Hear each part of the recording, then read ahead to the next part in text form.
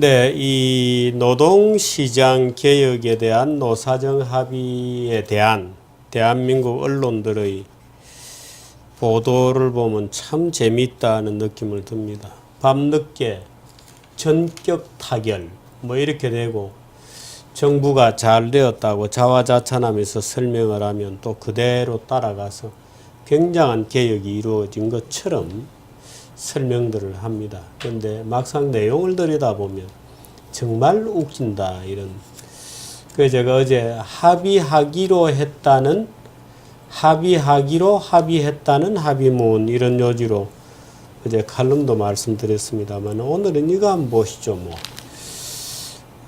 신문을 한번 같이 보시도록 하겠습니다. 중국이 시장경제로 한 걸음 더 다가갔다. 이런 기사입니다. 국유기업 개혁 칼 빼던 시진핑. 중국 시장경제로 한 걸음 더. 국유기업 개혁 칼 빼던 시진핑. 이렇게 되어 있습니다. 동아일보입니다. 이건 부끄럽게도 한국경제신문입니다. 제가 근무하는 자본주의로 한 걸음 더 옮기는 중 국유기업 지분 매각과 상장 추진. 이렇게 되어 있습니다. 난제 중에 난제 국유기업 개혁 이렇게 되어 있고요. 외국인 투자자에도 지분을 제한적으로 매입할 수 있도록 허용한다. 똑같은 기사인데 이 신문 한번 보시겠어요? 중국 톱입니다. 예, 이쪽에 국유기업을 거대화, 국가 주도로 통합을 가속화한다. 이렇게 되어 있습니다. 어느 기사가 맞다고 보십니까?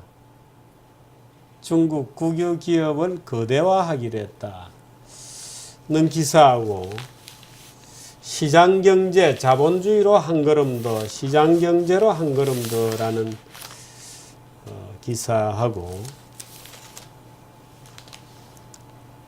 저는 이 기사들에 대해서는 판단하기 좀 어렵다고 봅니다. 다만 이렇게 극단적으로 달리 소개되고 있다는 것을 설명되고 있다는 것을 여러분들께 한번 보여드리려고 꺼내드렸습니다. 아마 진실은 둘 다일 거라고 봅니다.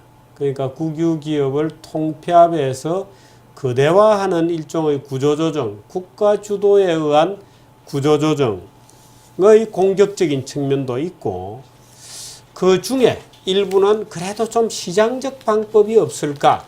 그래서 시장의 상장도 좀 늘리고 말하자면 외국인 주주에게도 좀 개방하는 이런 이제 시장주의적 해법도 조금은 있는 아마 중간 정도이지 않나 생각합니다. 제가 이걸 소개해드린 것은 어떤 주장이 맞다는 것보다도 이렇게 달리 볼 수 있다고 하는 측면에서 아마 연구를 좀 해봐야 될 것 같습니다. 오늘 정규제 칼럼은 내일 아침자 16일자 아침자 한국경제신문 1면 또 이어서 3면에 보도되고 있는 내용입니다. 아까 허은순 의원이 잠깐 설명을 드렸습니다만 다시 한번 1, 3면을 좀 한번 보시죠. 제비 뽑을 순서도 제비 뽑는 운이 노력을 비우는 나라. 비례대표 선거인단도 뽑기로 구성하고 조계종 총무원장도 추첨을 한다. 중간 제목은 노력으로 생긴 공정한 차이보다 결과만 평등하다면 된다는 생각. 보편적 복지를 원하는 것과 비슷하다. 이렇게 됐습니다. 일면 한번 보실까요? 툭하면 제비 뽑기, 운이 좌우하는 추천공화국 조금 더 키워보세요. 더 키워보세요. 학교도 군대도 직장도 추천. 경쟁 결과에 승복 안 하는 풍조. 자본 기피하는 정부가 합작한 것이다. 공공 아르바이트 옆에 그림 보십시오. 국공립 유치원, 국제중, 자율형 사립고, 의무경찰, 가투사, 공공 아르바이트까지 태어나서 직장에 들어갈 때까지 추첨을 한다. 이렇게 추첨을 하는 데가 굉장히 많다. 이렇게 되어 있습니다. 네.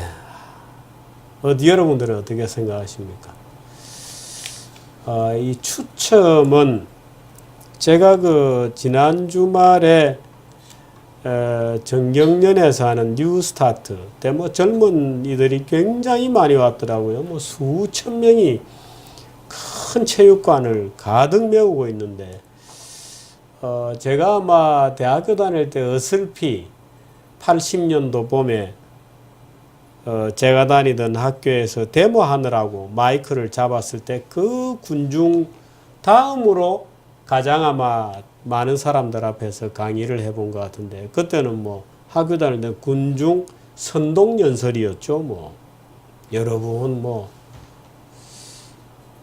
근데 그제 그 체육관에 가득 메운 20대의 젊은 주로 뭐 대학생들, 학부형들도 좀 있는 것 같았습니다만 모인 데서 제가 이런 질문을 했습니다. 여러분, 라면은 10개밖에 없는데 배고파서 죽겠다. 라면을 내가 저걸 꼭 먹어야 되겠다고 주장하는 사람은 100명이다. 여러분의 분배 기준을 제시해 보시오. 이런 질문을 던졌습니다. 정규제 뉴스를 보시는 여러분들은 어떻게 했으면 좋겠습니까? 우리 여기 와서 절 도와주고 있는 옹진 PD 보조 해주는 친구는 어떻게 생각하는지 모르겠습니다. 어떻게 생각해요? 근거를 다 들어봐야 되겠습니다. 사연을 꼭 거짓말 할 텐데. 지금 우리 이 김 PD 보조하는 옹진 학생은 이렇게 얘기했어요. 각자가 그 라면을 내가 꼭 먹어야 되는 이유, 1인당 1개밖에 안 되니까 꼭 먹어야 되는 이유를 들어보고 판단하겠다. 이렇게 얘기했습니다. 그런데 사람들은 거짓말을 굉장히 잘하거든요. 이런 방법도 있죠. 지금 여기 말하는 추첨입니다. 제비를 뽑자. 또 선착순을 하자. 사다리를 탄다. 이거 제비 뽑기하고 똑같죠. 말하자면 운에 맡긴다. 그러나 다 승복한다. 왜? n분의 1의 공정한 기회이므로 다 승복한다. 그럴까요? 이 아리스토텔레스 이후부터 소위 What is justice? 정의란 무엇인가에 대한 논쟁이 끊임없이 지금까지 되풀이되고 있습니다. 정의란 무엇인가? 정말 과연 정의란 무엇이란 말인가에 대한 질문이죠. 아리스토텔레스는 그 정의를 이렇게 규정했고 그 아리스토텔레스의 정의는 지금까지도 유효합니다. 그것을 가져야 마땅한 자에게 그것을 주는 것. 그것을 가져야 마땅한 자에게 그것을 주는 것. 이 주장을 가지고 마이클 샌델은 엉뚱하게도 스트라디바리우스를 부자들이 가져가서는 안 되고 그 스트라디바리우스를 가지고 가장 아름다운 연주를 들려줄 수 있는 바이올리니스트에게 줘야 한다는 주장을 하고 부자들을 공격했죠. 그래서 대중들로부터 박수를 받고 특히 한국 사람들로부터 박수를 받고 책을 엄청나게 팔아먹고 돈으로 살 수 없는 것이라는 책을 팔아서 돈은 많이 벌어갔습니다. 그런데 한국 사람들이 참 글쎄요. 그러면 그 다음 질문이 나오죠. 누가 바로 그 바이올리니스트인지 어떻게 정할 거냐. 사람마다 귀가 다르고 나는 바이올린을 잘 몰라 하는 국민들도 굉장히 많고 이렇게 되는 거예요. 라면을 누가 먹을 거냐. 그럼 학생들이 사실 이 문제는 한국경제신문 기자 채용 시험에 났던 문제입니다. 당신의 분배 기준을 제안해봐라. 한참 좋은 말로 쓰고 나면 신체 발달 상태가 여린 사회적 약자에게 준다. 뭐 노약자 먼저 준다. 노인이 먼저 먹는다. 신체 건강한 남자는 마치 영화처럼 참는다. 뭐 이런 많은 답들이 있죠. 그런데 그 답을 쭉 쓰고 한 장 딱 넘기면 그 다음에는 무슨 질문이 있느냐면 직장에 무지하게 들어가야 하는 사람은 들어가기를 꼭 바라는 사람은 100명인데 직장의 일자리는 10개밖에 없다. 당신의 기준을 제시하시오. 그때 이제 학생들은 머리를 띵 한 겁니다. 아차, 앞 페이지 내가 완전히 장난을 잘못 썼구나. 환상이 깨지는 거죠. 라면에 대해서 누가 먹느냐 할 때는 나는 안 먹는 거로 하고 온갖 좋은 얘기, 도덕적 얘기를 그럴듯한, 도덕적 얘기도 아니죠. 그럴듯하게 써놨는데 한 페이지 딱 넘기고 보니까 일자리는 10개밖에 없는데 취직하고 싶은 취준생은 100명인데 어떻게 일자리를 배분했으면 좋겠냐고 물으니 가슴이 턱 맥히면서 앞에 자기가 완전히 거짓말로 썼구나 하는 자기 폭로를 경험하게 되죠. 이 n분의 1은 그렇습니다. n분의 1은 민주주의냐? 말하자면 추첨은 민주주의냐? 그럴 수 있습니다. 아까 조계종 총무원장을 추첨으로 뽑는다고 했을 때에 그럴 수 있습니다. 조계종 총무원장 정도의 자리라면 추첨으로 뽑을 수 있습니다. 왜? 아마도 서로가 하기 싫어할 것이므로. 말이 되나요? 아마도 서로가 나는 조용히 그저 참선이라고 부처님을 닮게 살겠다.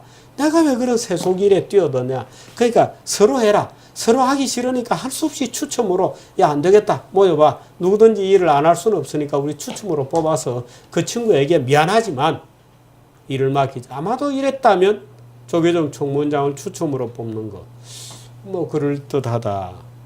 그거 볼 수 있죠. 그리스가 처음에 그랬습니다. 그리스 민주주의는 추첨 민주주의였습니다. 그리스 민주주의는 원래 선거 민주주의가 아니었어요. 추첨 민주주의입니다. 그 추첨을 하는 거예요. 사실 이렇게 시작하면 너무 좀 강의가 길어집니다만 추첨을 하는 거예요. 그래서 사람들이 모여서 시장, 아유 내가 걸렸네. 아유 정말 피곤하게 생겼어. 야 누구 해줄 사람 없었고 이거 내가 해야 되냐 이렇게 되는 거예요. 근데 점자 예산이 많아지고 권한이 있어지고 이렇게 되면 이제 서로 하고 싶은 사람이 나오게 되죠. 이렇게 되면 추첨제가 무너집니다. 물론 누가 지도자가 되느냐, 누가 국가를 경영할 지혜가 있고 지식이 있느냐 이런 문제로 넘어가면 완전히 다른 문제예요. 라면을 누가 먹을 수 있는가? 다음 시간에 강의를 계속하겠습니다만 라면은 누가 먹어야 하는 것인가? 여러분들도 한번 생각해 보시죠. 답은 이렇습니다. 라면은 이 라면을 먹지 않으면 바로 쓰러질 위기에 처한 가장 배고픈 자에게 준다. 는 것은 그렇습니다. 누구든지 동의할 수 있는 정의의 원칙입니다. 이 라면을 가장 절실하게 필요로 하는 그 자에게 준다. 그러면 그것을 먹을 자격이 있는 거죠. 그런데 그것을 어떻게 판단하는가로 들어가면 아이쿠 더 골치 아파지죠. 더 골치 아파.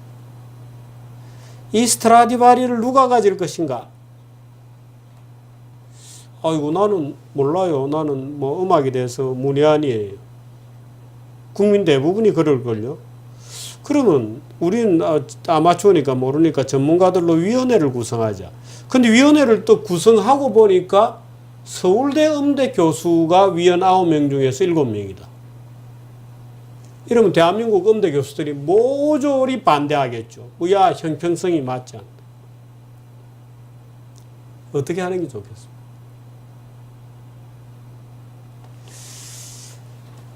내일 다시 만나 뵙도록 하겠습니다. 정규제 TV 많은 분들이 정규제 뉴스 등록을 해주시고 했는데 사실 저로서는 지금 등록해 주신 분만 해도 많은 숫자입니다만은 좀 불만입니다. 여러분들께서 좀 배가 운동을 해 주시기 바랍니다.